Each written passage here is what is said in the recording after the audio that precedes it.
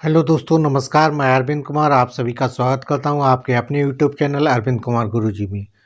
दोस्तों, आज फिर से मैं आप लोगों के सामने एक नया विज्ञापन, नई भर्ती को लेके आया हूं। ठीक है। आज की जो भर्ती निकली है एनटीपीसी के द्वारा, नेशनल थर्मल पावर कॉरपोरेशन। जैसा कि आप सभी लोग जानते होंगे, नेशनल थर्मल पावर कॉरपोरेशन एक भारत सरकार का एक उपक्रम है। ठीक है। तो भारत सरकार की ही नवरत्ना कंपनियों में से एक कंपनी है। ठीक, इसी में जो है वैकेंसी निकली है असिस्टेंट इंजीनियर ऑपरेशंस की। ठीक है। तो इसी भर्ती के बारे में हम विस्तार से जानेंगे। कितनी वैकेंसी है, किस पोस्ट के लिए, कौन कौन से लोग आवेदन कर सकते हैं, एलिजिबिलिटी क्या मांगी गई है, ये भी जानेंगे। साथ साथ में ये भी जानेंगे क्या ये जॉब परमानेंट है या टेम्परेरी बेसिस पे, कॉन्ट्रैक्ट बेसिस पे है।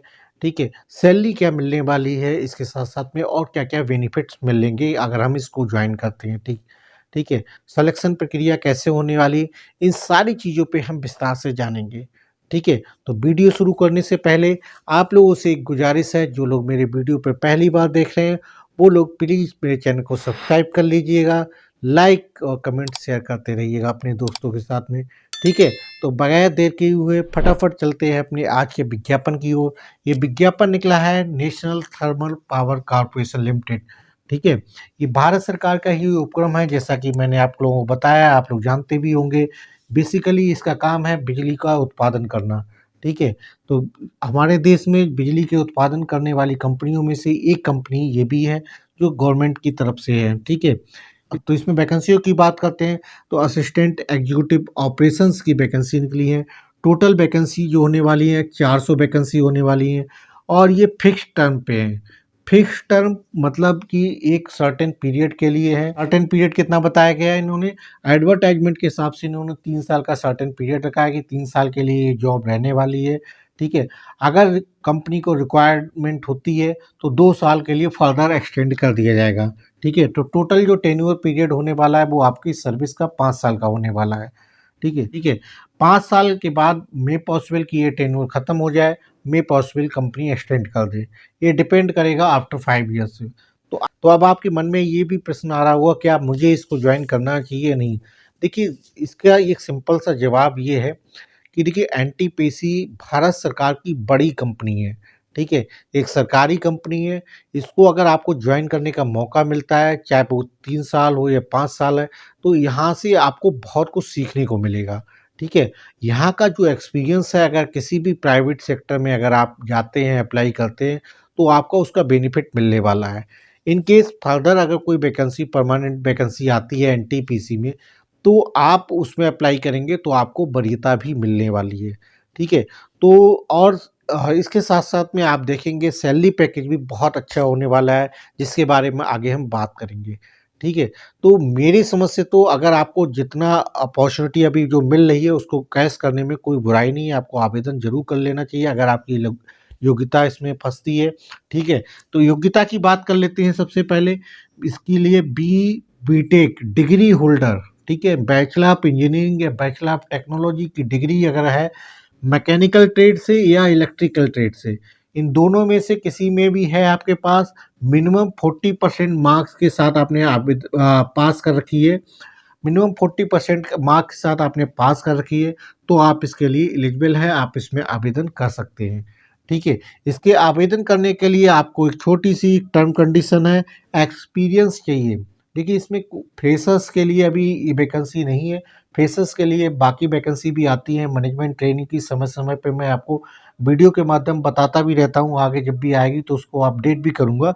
अभी जो वैकेंसी है ये एक्सपीरियंस होल्डर के लिए, मिनिमम 1 साल का इनको एक्सपीरियंस चाहिए पोस्ट क्वालिफिकेशन, यानी कि आपने बीई बीटेक की डिग्री जब कंप्लीट की, 1 साल का एक्सपीरियंस आपका कंप्लीट हो जाना चाहिए। कब? लास्ट डेट 1 मार्च 2025 तक। ठीक है। किस चीज़ में एक्सपीरियंस होना चाहिए? आपको ऑपरेशंस में हो या मेंटेनेंस में हो, किसी भी पावर प्लांट में जो कम से कम 100 मेगावाट या इससे ज़्यादा कैपेसिटी का प्लांट में आपने काम किया हो। ठीक है। उसमें उस चीज़ का एक्सपीरियंस इनको रिक्वायर्ड है। ठीक है। अब बात करते हैं एज कितनी चाहिए, तो मिनिमम 18 साल, मैक्सिमम 35 साल तक के लोग इसमें आवेदन कर सकते हैं। ठीक है। डेट की जो कैलकुलेशन है वो 1 मार्च 2025 तक करी जाएगी, यानी 1 मार्च 2025 तक मैक्सिमम एज आपकी 35 साल है, तो आप लोग आवेदन कर सकते हैं। जहाँ तक बात करते हैं रिजर्वेशन कैटेगरी के लोगों के लिए, तो रिजर्वेशन कैटेगरी ओबीसी का कोई बंदा है तो 38 साल तक की उम्र है, तो वो भी आवेदन कर सकता है, एलिजिबल है इसके लिए। अगर कोई व्यक्ति एससी एसटी कैटेगरी का है, तो वो जो है उसे 5 साल की मैक्सिमम एज में छूट मिलेगी, यानी 40 साल तक का वो व्यक्ति अपने आवेदन कर सकता है। इसके साथ में कोई हैंडीकैप्ड व्यक्ति है, तो वो उसकी उम्र जो है मैक्सिमम एज में 10 साल की छूट मिलने वाली है, तो वो 45 साल तक के लिए आवेदन कर सकता है। ठीक है, एक्स सर्विसमैन है, तो एक्स सर्विसमैन को भी एज रिलैक्सेशन नियमानुसार मिलने वाला है। ठीक है, अब बात कर लेते हैं सैलरी कितनी होने वाली है। तो सैलरी देखिए इसमें 55,000 रुपये यानी 55,000 पर मंथ की आपकी सैलरी होगी। ठीक है, जो कि मोटा मोटा आपका देखेंगे तो 6-6.5 लाख रुपए का पैकेज होने वाला है सीटीसी।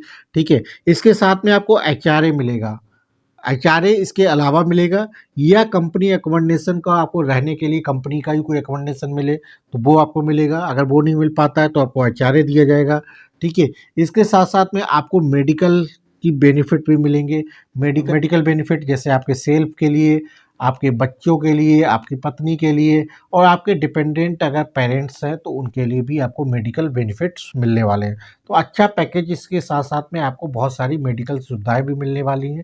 ठीक है, इसके अलावा अगर कहीं कोई ट्रैवलिंग अलाउंसेस है, अगर कहीं इसके अलावा कहीं आपको बाहर कहीं भेजा जाता है तो आपको ट्रैवलिंग अलाउंस वगैरह, ये जो भी अलाउंसेस कंपनी के नाम से होंगे वो भी सारे मिलने वाले हैं।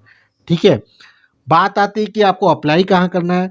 तो अप्लाई करने के लिए आप वेबसाइट देख लीजिए www.ntpc.co.in पे जाके आप कैरियर सेक्शन पे क्लिक करेंगे। वहाँ कैरियर सेक्शन में आपको इस वैकेंसी का नोटिफिकेशन मिलेगा। ध्यान रखिएगा एडवर्टाइजमेंट है 04/2025। ठीक है, इस एडवर्टाइजमेंट पे आप क्लिक करिएगा, वहीं पे आपको पूरा डिटेल्ड एडवर्टाइजमेंट भी मिल जाएगा और ऑनलाइन आवेदन करने के लिए लिंक भी मिल जाएगा। वहाँ से आप आवेदन कर सकते हैं। ध्यान रखिएगा आवेदन करते समय आपको एक अपना मोबाइल नंबर, एक ईमेल आईडी वैलिड होनी चाहिए। ठीक है, उसी मोबाइल नंबर, ईमेल आईडी पे आपका फर्दर नोटिफिकेशन जो भी होगा एडमिट कार्ड से रिलेटेड या आपका इंटरव्यू से रिलेटेड जो भी चीज़ें होगी वो उस पे आपको बारे में आपको सूचना मिलती रहेगी। ठीक है, अब बात आती है कि आवेदन करने के लिए शुल्क कितना है। तो जनरल, ओबीसी और ईडब्ल्यूएस कैटेगरी के लिए आवेदन शुल्क रहने वाला है 300 रुपये। ठीक है, वहीं एससी एसटी और हैंडीकैप्ड कैटेगरी है या एक्स सर्विसमैन है तो उसके लिए कोई भी फीस नहीं देनी है। ठीक है, उनके लिए निःशुल्क है। एप्लीकेशन की बात करते हैं तो 15 फरवरी 2025 से इसके आवेदन शुरू हो चुके हैं। लास्ट डेट की बात करते हैं तो 1 मार्च 2025 तक इसके आवेदन किए जाएंगे। ठीक है,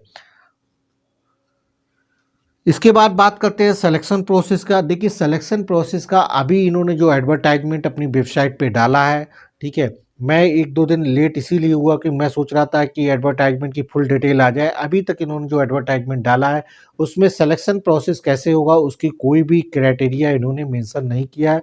लेकिन पिछले जो जिस तरह सिलेक्शन हुआ उसके हिसाब से ये मान के चलिए कि ये एक रिटन एग्जाम कराएंगे ही कराएंगे, क्योंकि वैकेंसी के सापेक्ष जो है आवेदन ज़्यादा से ज़्यादा ही आएंगे।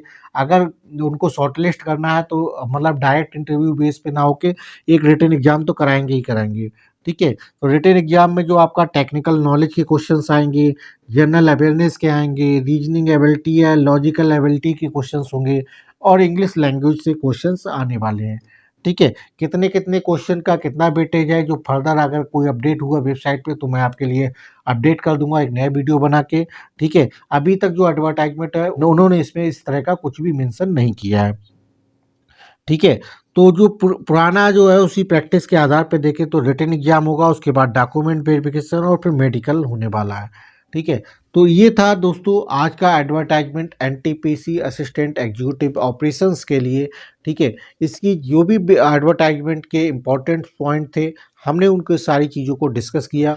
उम्मीद करता हूँ आपको ये वीडियो पसंद आया होगा और आपको इन्फॉर्मेशन कैसी लगी इसको कमेंट जरूर करिएगा और इस वीडियो को ज़्यादा से ज़्यादा अपने दोस्तों और व्हाट्सएप ग्रुप में शेयर करिएगा, जिससे ज़रूरतमंद लोगों तक इसकी इन्फॉर्मेशन पहुंच सके और हमारे वीडियो को एक अच्छी रीच मिल सके। लास्ट में दोस्तों पुनः एक बार आग्रह है, जो लोग मेरी वीडियो पे पहली बार देख रहे हैं उन लोगों से आग्रह है कि प्लीज़ चैनल को सब्सक्राइब ज़रूर कर लीजिएगा, बेल आइकन दबा लीजिएगा, जिससे भविष्य में जो भी नोटिफ़िकेशन आते हैं, उनकी सूचना आप तक जल्द से जल्द मिल सके। ठीक है दोस्तों, फिर मिलेंगे किसी और नए वीडियो में नए टॉपिक के साथ। तब तक अपनी तैयारी दुरुस्त रखिए, ख्याल रखिए। Thank you, bye bye.